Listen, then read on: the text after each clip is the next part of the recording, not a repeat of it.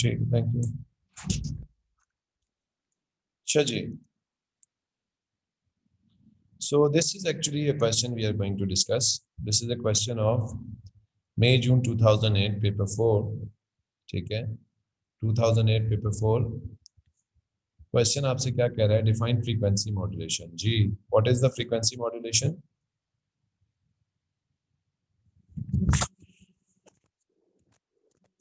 What is frequency modulation?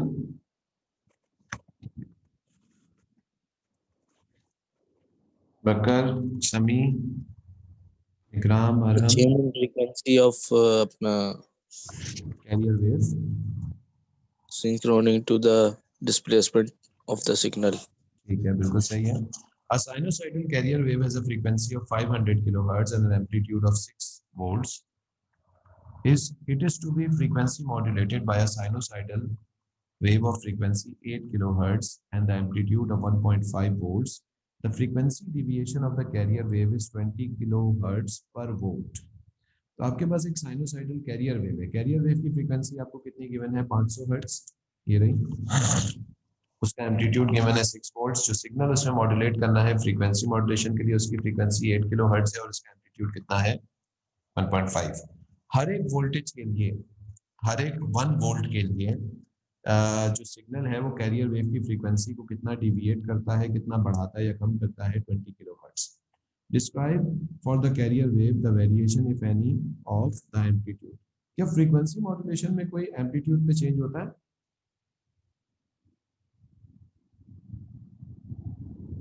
नहीं sir, amplitude तो constant ही है। कांस्टेंट रहता है। What about the frequency? Frequency पे क्या चेंज आएगा?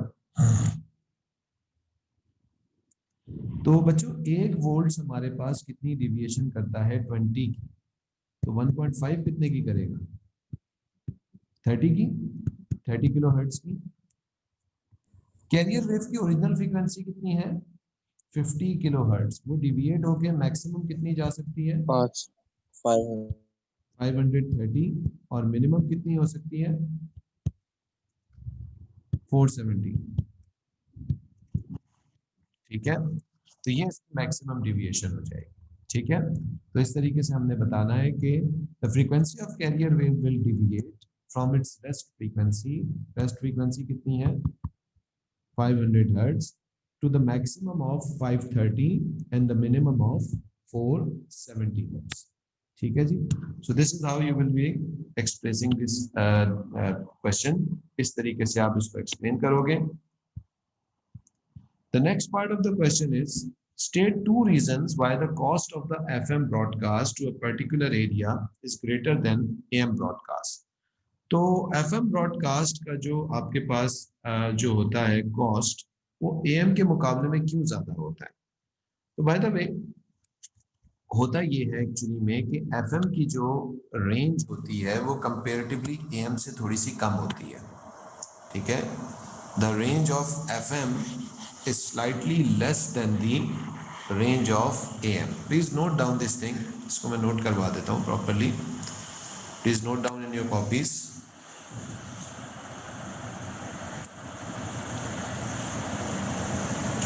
ठीक है, नोट कीजिएगा।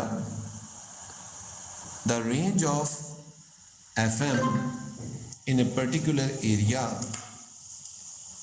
the range of FM in a particular area is less than the range of AM, is less than the range of AM, is less than the range of AM. ठीक है, to feed a particular area, to feed a particular area, to feed a particular area,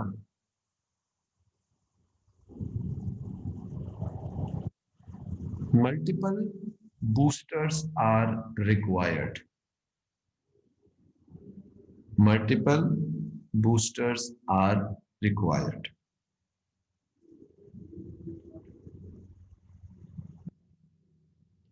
which increases the cost of FM, which increases the cost of FM. Moreover,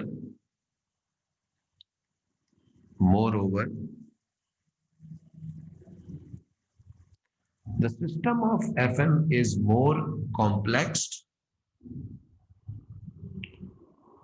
The system of FM is more complex than AM. The system of FM is more complex than AM. Hence, it is also more expensive. Hence, it is also more expensive to operate. Hence, it is more expensive to operate. तो भाई ये पूछ रहे हैं कि state 2 reasons why the cost of FM broadcasting to a particular area is greater than AM broadcast. तो FM में मसला ये होता है कि FM की रेंज कम होती है. FM की रेंज कम होने का मतलब भी मैं तुम लोगों को थोड़ा सा क्लियर कर दूं. हमारे पास एक बूस्टर है जो कि FM की ब्रॉडकास्ट कर रहा है. दिस इज अ बूस्टर जो FM की ब्रॉडकास्ट कर रहा है. अच्छा बाय द वे ये जो भी FM की ब्रॉडकास्ट देगा तो इसकी वेव्स कुछ इस तरीके से यूं ट्रेवल करेंगी एक एरिया में. ये area bye the way consider कर लो, ये एरिया है, एरिया, और ये वेव्स यूं जा रही हैं. अब मसला ये है कि ये वेव सिर्फ एक साइड के ऊपर ट्रेवल कर रही है. ठीक है, अब इसको इस एरिया को जो बाकी खाली जा रहा है उसको फीड करने के लिए हमें दूसरा बूस्टर चाहिए होगा जो इस एरिया को फीड करेगा. फिर इस एरिया को फीड करने के लिए हमें तीसरा बूस्टर चाहिए होगा.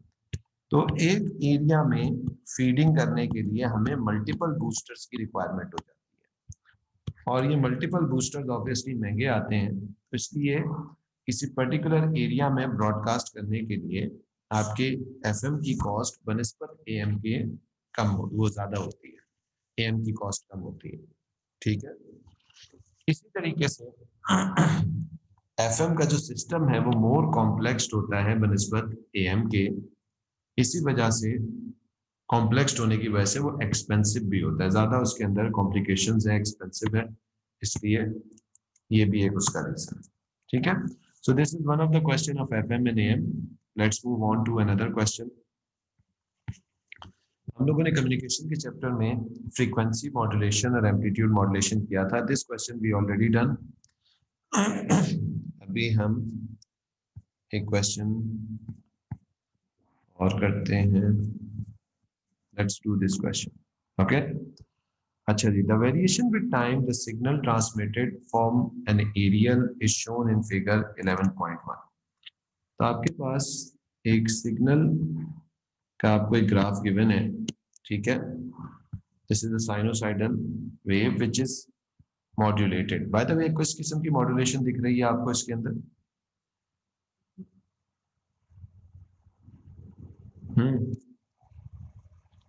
Which type of modulation is there? Modulation है.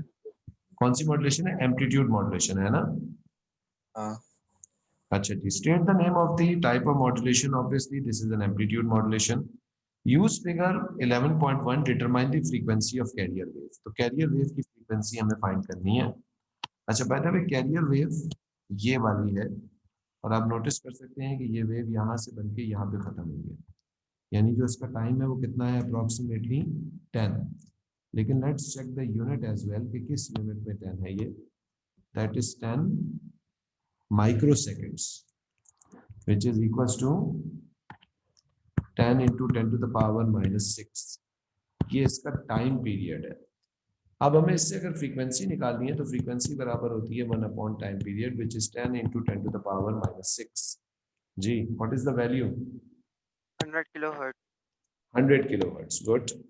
Frequency is 100 kilohertz. Okay. 100 kilohertz नहीं यार. अच्छा 100 kilohertz. ओके सही है. 5 zeros बिल्कुल ठीक है. अच्छा भाई, अब कह रहे हैं determine the frequency of information signal. Information signal की फ्रीक्वेंसी निकालनी है। बेटा जरा ये वाला पार्ट जरा ध्यान से देखिएगा। मुझे इस डायग्राम को थोड़ा सा छोटा करना पड़ेगा पहले उसके लिए।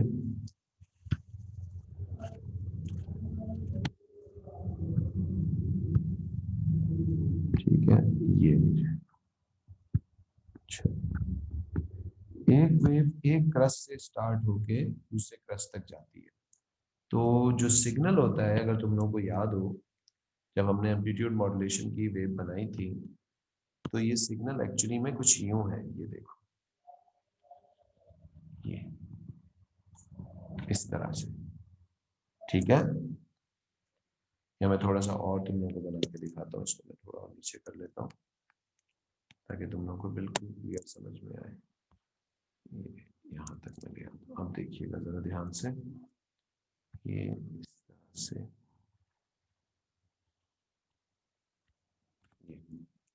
ये हमारे पास इस तरीके से हमारे पास चल रहा है। ठीक है, अब आप या तो पीक टू पीक का टाइम निकाल लो या ट्रफ टू ट्रफ का टाइम निकाल लो। बाय द वे, मुझे जो पीक से लेके पीक तक का टाइम मिल रहा है, एक पीक से दूसरे पीक तक का, वो कितना मिल रहा है मुझे अप्रोक्सीमेटली? कितना मिल रहा है अगर आप ध्यान दें? This is 100 micro seconds. ये हमें 100 माइक्रो सेकेंड्स मिल रहा है। अब अगर मुझे इससे फ्रीक्वेंसी निकालनी है तो फ्रीक्वेंसी बराबर होगी 1/100 इंटू 10⁻⁻6। तो what is the frequency of this signal?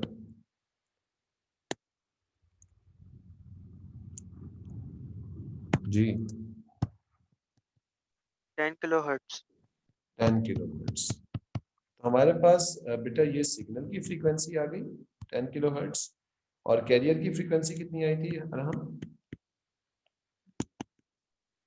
I think 100 kilohertz. 100 kilohertz है। ठीक है जी, तो ये इस तरीके से हमारे पास दोनों की फ्रीक्वेंसीज आ जाएंगी। लेट मी अगेन, इसको मैं बढ़ा दूं जरा ताकि क्लियर दिखे आपको सवाल। अच्छा जी, द नेक्स्ट इज, आगे क्या उसने हमसे पूछा है? ऑन द एक्सिस, ठीक है, ये जो आपको एक्सिस गिवन है, इसमें आपको स्केच करना है frequency spectrum that varies with the frequency of the signal to the signal from the area, mark the relevant values of the frequencies. तो एक्चुअली में हमने एम्पलीट्यूड मॉड्यूलेशन वाले का फ्रीक्वेंसी स्पेक्ट्रम बनाना है। अगर तुम लोगों को याद हो तो सबसे पहले बीच में हमारे पास होती है FC, जिसको हम बोलते हैं फ्रीक्वेंसी ऑफ कैरियर वेव। ये फ्रीक्वेंसी ऑफ कैरियर वेव होती है जिसको हम रेस्ट फ्रीक्वेंसी भी बोलते हैं, रेस्ट फ्रीक्वेंसी। और इस वक्त हमने फ्रीक्वेंसी ऑफ कैरियर वेव या रेस्ट फ्रीक्वेंसी कितनी निकाली है? 100। फ्रीक्वेंसी हम किस में रख रहे हैं? 100 किलोहर्ट्ज। ओके, अच्छा जी, सिग्नल की फ्रीक्वेंसी कितनी है? 10 किलोहर्ट्ज। तो इसका मतलब है कि आपकी मैक्सिमम डिविएशन अबव और बिलो कितनी हो सकती है? 10 की। यानी ये जो अपर साइड बैंड होगा, इसको हम what do we call it? Upper side band. ये किसके बराबर होता है बच्चों? अगर तुम लोगों को याद हो तो ये होता है FC minus FS। What is FS? Actually this is the FC plus FS होता है, फ्रीक्वेंसी ऑफ सिग्नल। और इसी तरीके से लोअर साइड बैंड जो होता है, this is equals to FC plus minus FS। Sorry, उल्टा लिख दिया तुमने, FC माइनस FS, यानी 100 माइनस 10, और ये क्या होगा? 100 प्लस 10। तो ये बताइए साइड बैंड में अपर साइड बैंड की क्या वैल्यू होगी? 110, और लोअर साइड बैंड की कितनी होगी? 90। This is how you will make the frequency spectrum. इसमें किसी ने कोई क्वेश्चन पूछना है तो पूछ लीजिए।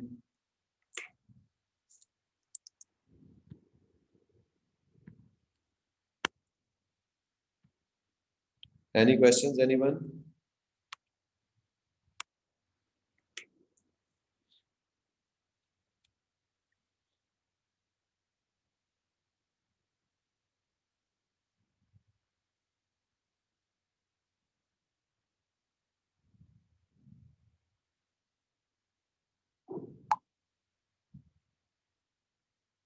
जी, any questions? Abu Bakar, Sami, Arham, Vikram, Hasan Ali, where is Jawad, where is the rest of everyone?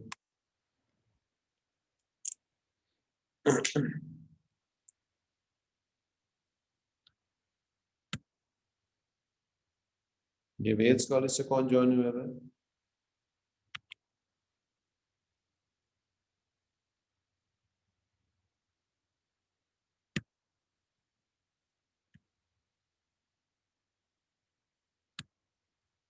ये वेल्स कॉलेज वाले ही हैं या कोई स्टूडेंट ज्वाइन हुआ है वेल्स कॉलेज के नाम से?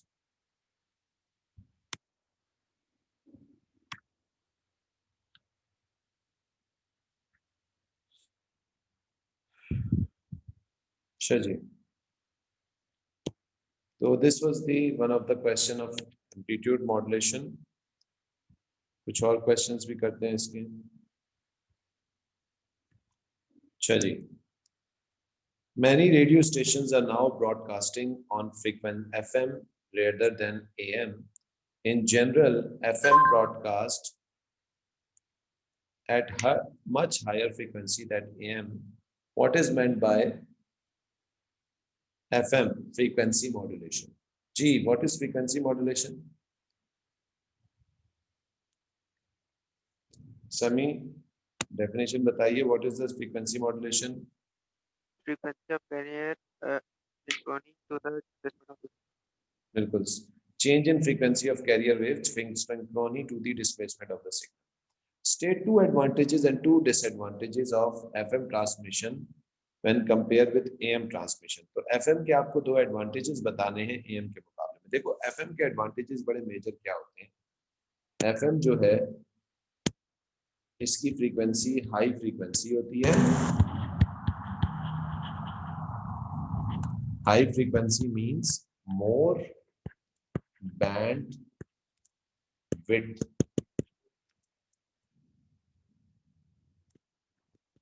ठीक है, मोर बैंडविड्थ, और मोर बैंडविड्थ का मतलब होता है बेटर क्वालिटी।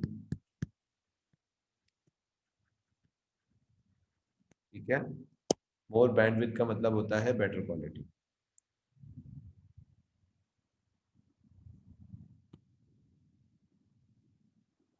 ठीक है जी, तो ये इसका एक सबसे बड़ा एडवांटेज होता है।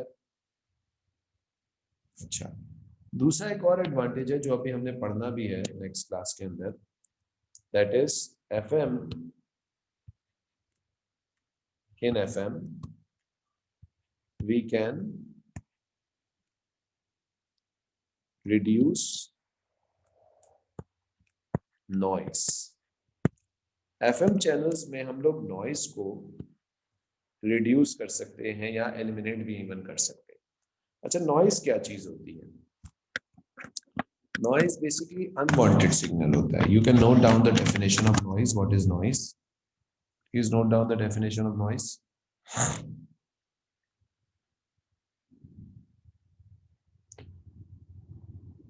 नॉइस इज अ सिग्नल, लिखिएगा, noise is a signal which is unwanted. Noise is a signal which is unwanted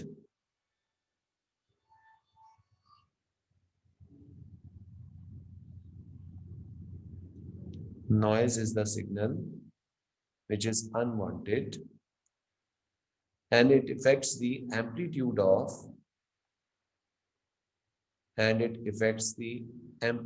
of original signal, and it affects the amplitude of original signal. तो बच्चों, नॉइज जो है वो एक signal ही है, लेकिन ये एक अनवांटेड सिग्नल। ठीक है, this is N unwanted signal, और एक्चुअली में ये सिग्नल आपके एम्पलीट्यूड को क्या करता है? डिस्टर्ब करता है, इसको डिस्टॉर्ट करता है, इसको खराब करता है एक्चुअली। ठीक है, state two disadvantages of FM transmission. FM transmission के दो डिसएडवांटेजेस बताने हैं जी। FM का सबसे मेजर डिसएडवांटेज क्या है कि ये एक्सपेंसिव है, it is expensive than AM। और दूसरा क्या इसका डिसएडवांटेज है, दूसरा इसका डिसएडवांटेज ये है हमारे पास कि एक एरिया को फीड करने के लिए मोर ब्रॉड जिसे कहते हैं बूस्टर्स की हमें जरूरत होती है। ठीक है, जो मैंने अभी ऊपर भी डिस्कस किया था कि एक एरिया में एक ही बूस्टर जो है वो काफी नहीं होता फीड करने के लिए, it requires more boosters to feed a particular area. तो दो मेजर डिसएडवांटेजेस होते हैं इसके FM और AM के। ठीक है, जिसमें से एक एडवांटेज क्या है, डिसएडवांटेज क्या है कि ये एक्सपेंसिव होता है वो, और दूसरा क्या है कि हमें बहुत ज्यादा इसमें बूस्टर्स लगाने पड़ते हैं एक ही एरिया को फीड करने के। ठीक है, I think it's better I can give you a table which contains advantages and disadvantages of FM and AM. Okay, और मैं आपको दे दूंगा तो आपके पास पड़ा रहेगा, रखा रहेगा, you will not bother to see it even, आप उसको देखने की जहमत तक नहीं करेंगे। ठीक है, तो इससे बेहतर ये है कि मैं भी आपको इसका एक टेबल दे रहा हूँ, टेबल को कॉपी करिए अभी बैठ के। ठीक है जी, just right now copy this thing कि what are the advantages and disadvantages of FM and AM। ठीक है, these are the basically two advantages and two disadvantages of AM। AM, more AM stations than FM, one can share any given band। एक particular area में, ये याद है हमने calculation भी की थी कि अगर लॉन्ग वेव सिस्टम को हम इस्तेमाल करें तो वहां पे लॉन्ग वेव बैंड को इस्तेमाल करके 30 AM के रेडियो स्टेशन जो है वो हम चला सकते हैं। लेकिन क्योंकि FM की अपनी बैंडविड्थ बहुत बड़ी होती है तो हम बहुत कम जो है जो है वो चैनल्स को उसके अंदर कर सकते हैं, एक ही चैनल कर सकते हैं लॉन्ग वेव के अंदर। ये एक बड़ा एडवांटेज होता है। दूसरा आपके पास क्या होता है कि एडवांटेज AM चीपर होता है। ठीक है, AM transmitters, antennas, equipment cheaper, less number of AM transmitters are needed to cover a given area। ठीक है, ये इसका एडवांटेज होता है। डिसएडवांटेज में very susceptible to the noise, noise के काफी ये वो होता है, डिस्टॉर्ट हो रहा होता है, उसकी वजह से एम्पलीट्यूड वेरिएशन होती है। ठीक है, और नॉइजी हो जाती है। क्वालिटी ऑफ म्यूजिक क्योंकि बैंडविड्थ काफी लो होती है AM की, तो इसलिए it is much lesser and much poor than FM। ठीक है, please copy these two disadvantages and advantages. जी, क्या बूस्टर और एम्पलीफायर एक ही चीज? यस, बूस्टर्स और एम्पलीफायर एक ही चीज होती है। ट्रांसमीटर्स भी बेसिकली एम्पलीफायर्स कंटेन करते हैं अरब। ठीक है,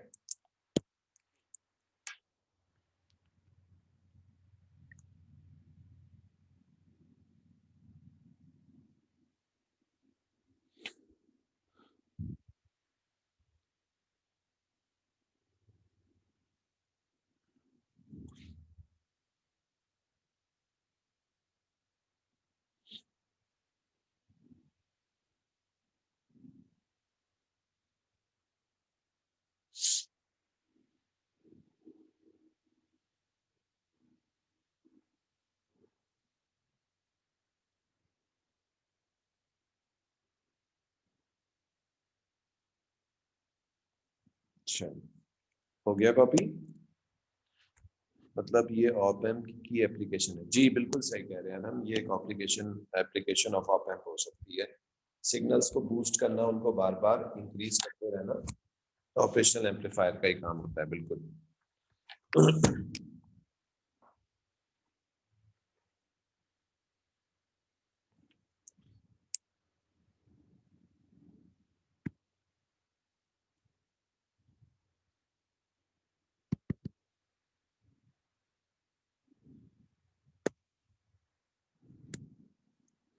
कॉपी हो गया ये?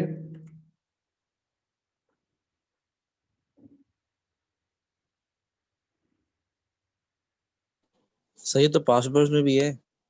बेटा तू पढ़ेगा नहीं कभी भी, तू कभी भी नहीं पढ़ेगा अबू बकर। नहीं, मैं खोल के कर रहा हूँ अभी हाँ, कॉपी करें बेटा, आप इसको कॉपी करें। चीजें लिख लिख के याद होती हैं, कभी भी ऐसे नहीं होती। ये इतना बड़ा हैवी ड्यूटी अभी क्वेश्चन एक सवाल करवाया, पूरे का पूरा थ्योरी सवाल था, 8 नंबर का सवाल था, तुम लोग बर्बाद करके आते हो पेपर के अंदर, क्योंकि तुम लोग पढ़ने की जहमत ही नहीं करते हो। मेरा बस चले तो तुम लोगों को बच्चों की तरह ना वो जो मुकारी साहब बिठा के याद करवा रहे होते ना, ऐसे बिठा के डेफिनेशन याद करवाऊं तुम लोग।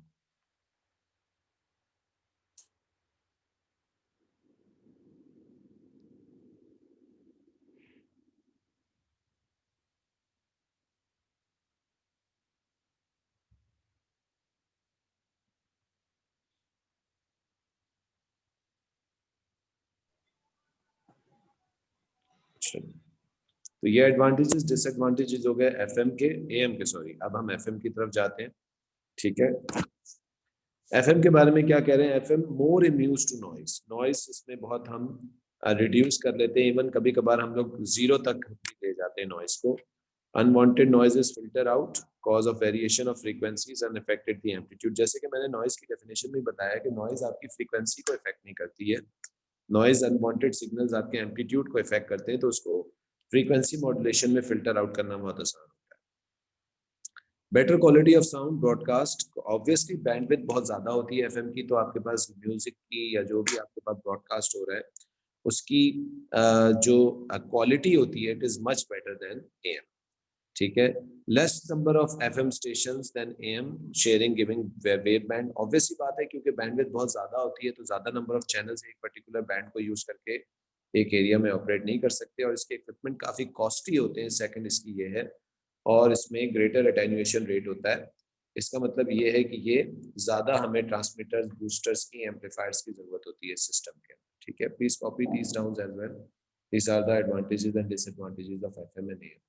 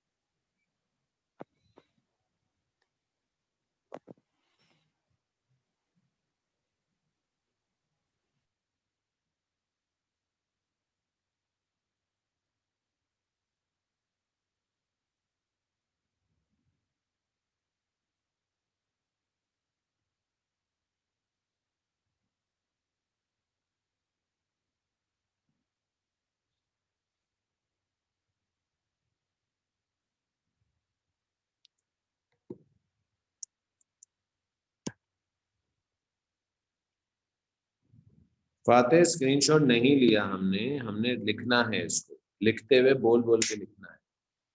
स्क्रीनशॉट बेटा कौन पढ़ता है? तुम लोग कौन सी कितनी पिक्चर खींचते हो, कौन सी बाद में देखते हो? वो कभी सुधर ही नहीं सकते बेटा। जो चीज लिखने लिखने से याद होती है ना बेटा, वो कभी भी आप लोगों को स्क्रीनशॉट से याद नहीं होती है। क्या बोलूं मैं तुम लोगों को।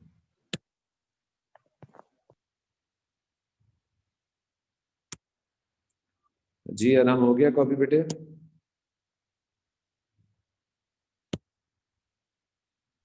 सर एटलीस्ट आराम कॉपी तो कर रहा है ना, उसी में उसको दो चार चीजें याद हो जाएंगी। अभी मैं तुम लोगों से एक ideal characteristic of op amp पूछ लूं जरा, वो तुम लोगों को याद नहीं होगी। What are the 5 basic ideal characteristic of an op amp? Infinity bandwidth, hmm, और क्या कहते हैं, infinity input output, infinity gain, open infinite loop, open loop gain infinity होता है, input impedance is infinity, output impedance is zero, infinite slew rate, infinite bandwidth, और आपके पास infinite open loop gain. ये 5 प्रॉपर्टीज होती है। तो अटक कितना रहे हो तुम लोग? ये 5 नंबर की आती हैं पेपर में, अब ये याद ही नहीं है।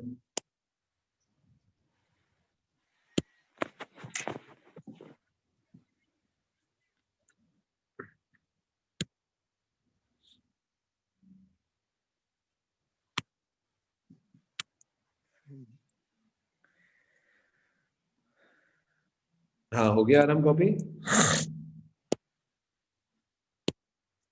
चलिए, सो this is the proper basic things of AM and FM, इसको याद कर लीजिएगा। ठीक है, ये कुछ डेफिनेशंस भी आपको आपके नोट्स में गिवन है, इनको भी हम रीड आउट करेंगे आहिस्ता आहिस्ता से। चलिए लेट्स मूव फर्दर, एक क्वेश्चन एटलीस्ट सॉल्व करते हैं। हाँ जी, अगर आप लोगों को याद हो तो मैंने आप लोगों को ग्रेविटेशन के चैप्टर में जियो स्टेशनरी सैटेलाइट के बारे में पढ़ाया था। What is a Jio stationery satellite? और मैंने उसको ये बात बता भी दी थी कि मैं यहाँ इसलिए पढ़ा रहा हूँ इसको क्योंकि ये क्वेश्चन पूछा जाता है किसके अंदर, कम्युनिकेशन के अंदर, इसके बारे में। तो what is actually a Jio stationery satellite? Sir वो सैटेलाइट और अर्थ के साथ रोटेट करते अर्थ की रिस्पेक्ट से जो है हम हमेशा स्टेशनरी होता है, ठीक है ना। जैसे कि मून भी एक जियो स्टेशनरी नेचुरल सैटेलाइट है। मून एक जियो स्टेशनरी नेचुरल सैटेलाइट है, जो जिस स्पीड से आपकी अर्थ घूम रही है उसी स्पीड से जो है वो मून भी अर्थ के गिर्द क्या कर रहा है, चक्कर लगा रहा है। तो what are the basic principles of geostationary satellite for the communication on the earth? ठीक है, it is always stationary relative to the earth। ठीक है, ये आपके साथ अर्थ के साथ हमेशा क्या होता है, रिलेटिव टू अर्थ होता है, स्टेशनरी होता है। नंबर 1 ये है, it is always stationary relative to the earth। Second है इसका, it has same frequency, angular frequency and same time period as the earth। It has same angular frequency and same time period as the earth। It has same angular frequency and same time period as the earth। इसका time period और frequency दोनों ही बिल्कुल अर्थ की time period और frequency से match कर रहे होते हैं। अच्छा जी, कम्युनिकेशन कैसे करता है ये? It does point two point communication. ये नोट कीजिएगा पॉइंट, ये पॉइंट टू पॉइंट कम्युनिकेशन कर रहा होता है। It is doing point two point communication.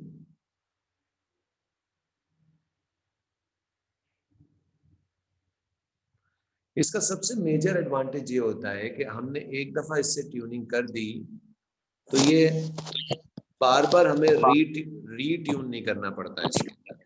We do need to retune again and again. ठीक है, तो ये एक बहुत बड़ा इसका एडवांटेज होता है। We have to mention this as well. Once the satellite is connected to the station on the earth, once the satellite is connected to the station of the earth, जैसे आपने अगर डिश एंटीना को एक दफा set कर दिया, उसको बार बार set करने की जरूरत नहीं होती। once the satellite is connected to the station on the earth, there is no need to reconnect it again and again। उसको आपको बार बार रिकनेक्ट करने की जरूरत नहीं पड़ती again and again. Okay, this is again point two point communication क्या होती है? पॉइंट टू पॉइंट कम्युनिकेशन क्या होती है ये भी हम पढ़ेंगे। पॉइंट टू पॉइंट कम्युनिकेशन क्या होती है इसमें मैं तुम लोगों को भी बताऊंगा। जब सैटेलाइट कम्युनिकेशन होती है तो होता ये है कि अबू बकर, एक सैटेलाइट जो होता है वो आसमान पे काफी ऊपर होता है। हम एक सिग्नल को सैटेलाइट के ऊपर भेजते हैं इस तरीके से, और फिर वो सिग्नल वापस नीचे के आता है इस तरीके से जहां पे उस सिग्नल को रिसीव होता है। तो इसको कहते हैं हम पॉइंट टू पॉइंट कम्युनिकेशन। ठीक है, समझ में आ रही है बात? ये अभी डिटेल में डिस्कस होगा जब सैटेलाइट कम्युनिकेशन आएगी। सही है, इसी चैप्टर में ही जिससे रिलेटेड ये क्वेश्चन भी था जो तभी मैंने भी कराया ही नहीं। ये देख रहे हो, ये सैटेलाइट कम्युनिकेशन से रिलेटेड। ठीक है जी, चलिए उसके बाद इसके एडवांटेजेस और डिसएडवांटेजेस क्या होते हैं भाई? Polar satellite are also used for communication on the earth. State and explain what advantage and what disadvantage of polar satellite compare with the geostationary. क्या इसका एडवांटेज और क्या डिसएडवांटेज होता है पोलर सैटेलाइट का? पोलर सैटेलाइट याद है मैंने बताया था कि पोल्स पे चलते हैं और वो अर्थ के बहुत करीब होते हैं। ठीक है, जी। तो उनका मेजर एडवांटेज क्या होता है?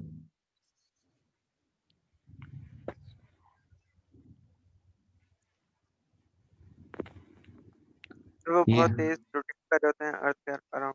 अर्थ के अराउंड बहुत तेज रोटेट कर रहे होते हैं अम्मार, बिल्कुल सही कह रहे हो, और इसीलिए ये क्योंकि वो पोलर लाइट से वेदर वगैरह भी पता चलते हैं ना। वेदर फॉरकास्ट असल में एक्चुअली में जो बहुत ज्यादा जिसे कहते हैं ना प्रिसाइज डिटेल्स निकालना, अर्थ की प्रिसाइज डिटेल निकालना ना, वो पोलर सैटेलाइट करते हैं, क्योंकि वो अर्थ के काफी करीब होते हैं। देखो मैंने बताया था कि ये अर्थ की पिक्चर्स खींचते हैं, और वही पिक्चर्स जो है वो वेदर फॉरकास्ट के लिए या सर्वेलेंस के लिए और बहुत सारी चीजों के लिए इस्तेमाल होती है।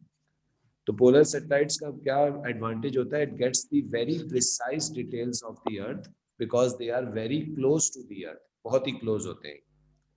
ठीक है, लेकिन फिर मैंने ये भी बताया था कि तुम्हें इसका एक डिसएडवांटेज भी होता है। क्या डिसएडवांटेज होता है?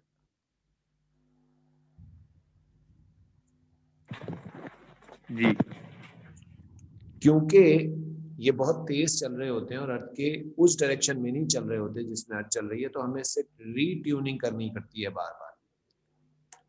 जो गूगल अर्थ के जो सॉफ्टवेयर्स हैं या जो जो ट्रैकर्स कंपनीज के जो सॉफ्टवेयर चल रहे हैं ना सारे, ये बड़ी प्रिसाइज डिटेल निकालते हैं, आपकी गाड़ी इस पर कहाँ खड़ी हुई है वो डिटेल तक आपको दे देते हैं। लेकिन बार बार आपको उनको क्या करना पड़ रहा होता है? रीट्यूनिंग कर रही होती है। ठीक है,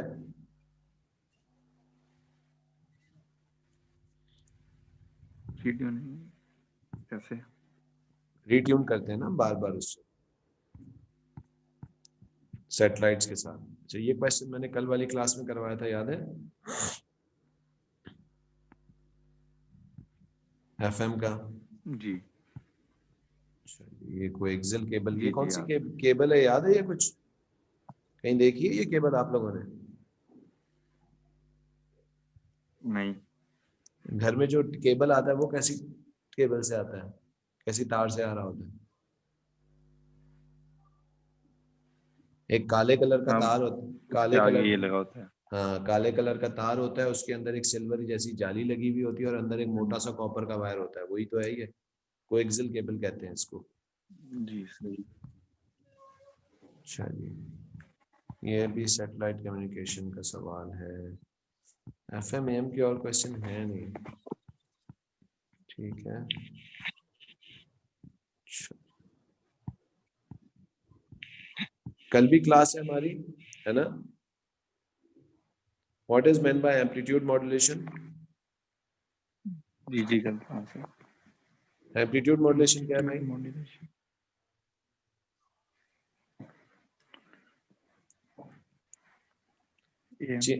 Change in amplitude of a carrier wave synchrony to the displacement of the signal. सही।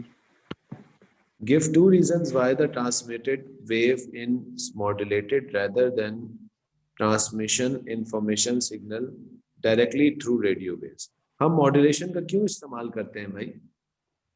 मॉड्यूलेशंस का हम क्यों इस्तेमाल कर रहे होते हैं? क्यों हम डायरेक्टली सिग्नल को नहीं भेज रहे होते? ये रीजन बताया था मैंने आपको, 3 इश्यूज बताए थे मैंने मेजर आप लोगों को। क्या इश्यूज दिखवाए थे भाई अगर हम मॉड्यूलेशन नहीं करेंगे?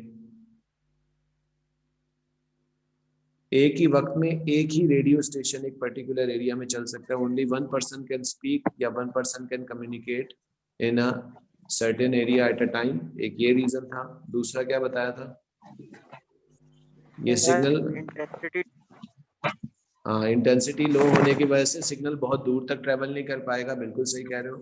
और तीसरा क्या बताया था? लॉन्ग वेवलेंथ होने की वजह से जो एंटीनास के साइज है वो बहुत बड़े बड़े होंगे। याद आया? लिखवाया था ना मैंने?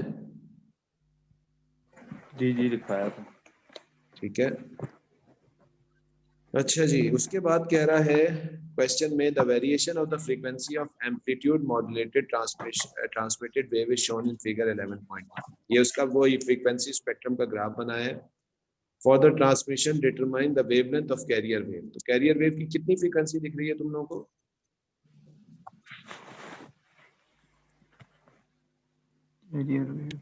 ये रही ना कैरियर वेव, होती है ना बेवकूफो। 909, ठीक है। और इसमें ये क्या सही। होता है, FC प्लस FS। तो मुझे बताओ कि अगर 909 में कितना ऐड करूंगा कि वो 918 हो जाएगा। 9 9, तो इसका मतलब है सिग्नल की फ्रीक्वेंसी कितनी है, 9 9 किलोहर्ट्ज है ना। 9 किलो। हाँ, तो हमारे जी। पास कैरियर वेव की वेवलेंथ हमें निकालनी है, ठीक है। हाँ, आंसर मीटर में देना होगा अबू बकर। कैरियर वेव की फ्रीक्वेंसी निकालनी है, सॉरी वेवलेंथ निकालनी है। वेवलेंथ क्या फॉर्मूला लगेगा, V is equal to f lambda. तमाम इलेक्ट्रोमैग्नेटिक वेव की स्पीड जी। होती है 3 into 10 to the power 8। Frequency हमें कैरियर की गिवन है 999 इंटू 10 टू द पावर 3, क्योंकि किलो में है, ठीक है ना। और लैम्डा हमें सही। निकालना है। बताओ क्या वैल्यू आ रही है। जी बताओ।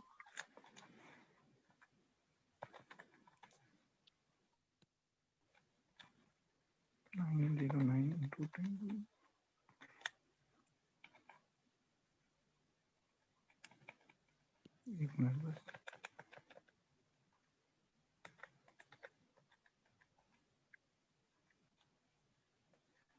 वैल्यू आ रही है 330।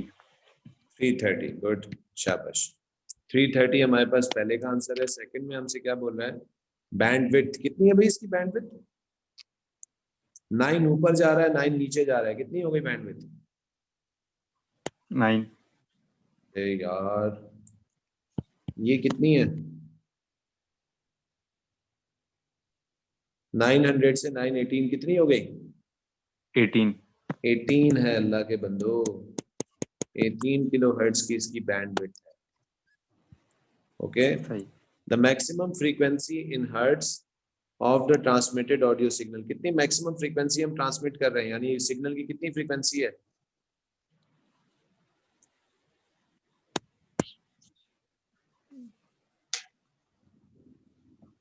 9 किलो हर्ट्ज। सो जाओ तुम लोग जाके बेटा, वापस सो जाओ तुम, जाओ। चलो भाई, एक चीज क्लियर बता दूं, मोबाइल्स के ऊपर ऑनलाइन क्लासेस नहीं अटेंड होती। ऑनलाइन क्लास अटेंड करने के लिए प्रॉपर लैपटॉप या कंप्यूटर इस्तेमाल करो। खाना खाते हुए, पराठे खाते हुए, नाश्ते करते हुए ऑनलाइन क्लासेस नहीं अटेंड, ठीक है। फिल्म नहीं देख रहे हो, ऑनलाइन क्लास अटेंड कर रहे हो, थोड़ा सा डेकोरम करो, प्रोटोकॉल रखो, ठीक है। चड्डी बनियान पहन के जैसे नमाज नहीं पढ़ते हो वैसे थोड़ा सा डेकोरम रखो, ठीक है। ठीक है। ठीक है। चलो ध्यान रखो, ठीक है? कल क्लास। सही। अल्लाह। हाँ।